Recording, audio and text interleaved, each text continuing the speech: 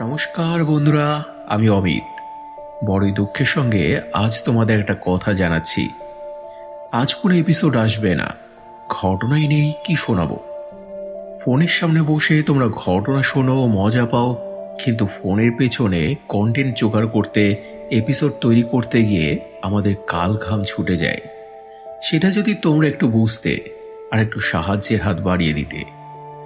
প্রতিদিন ঘটনা দাও বলে কত ভিক্ষে করা যায় বলতে পারো?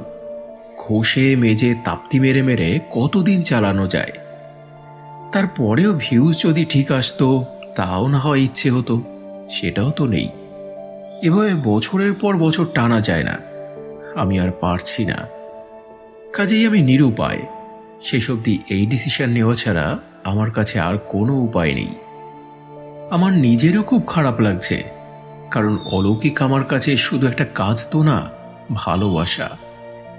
এত বছরের অনেক স্মৃতি জড়িয়ে আছে।